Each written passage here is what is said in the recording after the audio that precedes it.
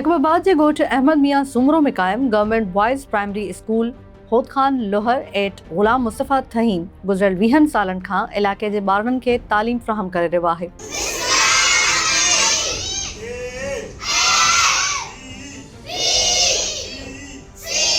पर 2 ॾहाकनि खां पोइ बि स्कूल पंहिंजी सरकारी इमारत खां महरूम आहे।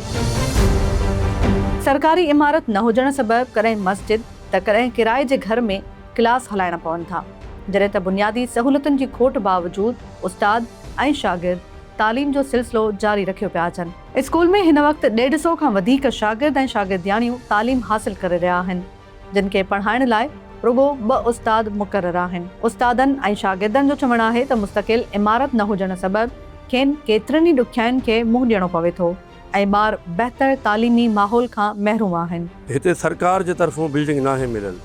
हीअ स्कूल पहिरियों मस्जिद में हले पियो, उते ॿार ज़मीन ते वेही पढ़ंदा हुया, नंढड़ी मस्जिद हुई, इहा ई असांजे भर में इहा जेको आहे त उन खां पोइ जॾहिं हीअ हाणे बजट आई साईं सरदार शाह जेको आहे ॾिनी त हीअ मालिकनि गुलाम मुस्तफ़ा जेको थहीम आहे उन पंहिंजी जाइ असांखे ख़ाली करे ॾिनी आहे।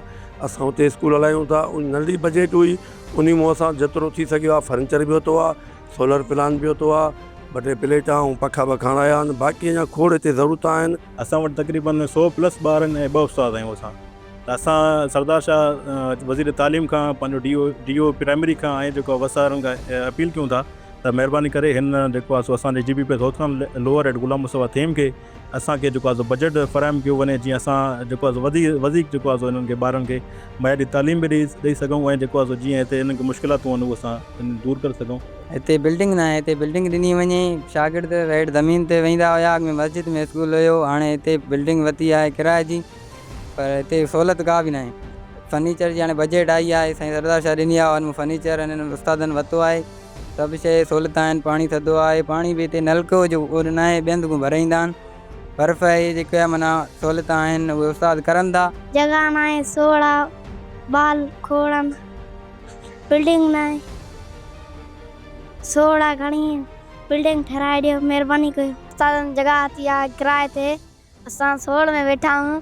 अॻु में असां मस्जिद में पढ़ंदा हुआसीं, हेठि वेही करे असांखे हिकु बिल्डिंग ठहिराए ॾियो। असां सरनि सां रिक्वेस्ट कयूं था त असांखे 16 में पहिरियों असां मस्जिद में पढ़ंदा हुआसीं, हेठि पढ़ंदा हुआसीं, असांखे हाणे बिल्डिंग ठाराए ॾियो ऐं फर्नीचर बि हणाए ॾियो, असांखे रिक्वेस्ट। इलाके वासियुनि, उस्तादनि ऐं शागिर्दनि हुकूमत, तालीम खाते, चूंडियल नुमाइंदनि ऐं तालीम वारे वज़ीर खां मुतालबो कयो आहे त स्कूल जो फौरी नोटिस वठी मुस्तक़िल सरकारी इमारत तामीर कराई वञे ऐं पीअण जे पाणी, वॉशरूम ऐं ॿियनि ज़रूरी सहूलियतुनि जो बंदोबस्तु कयो वञे त जीअं इलाके जा ॿार महफ़ूज़ ऐं बहितर माहौल में तालीम हासिल करे पंहिंजे मुस्तक़बिल खे संवारे सघनि।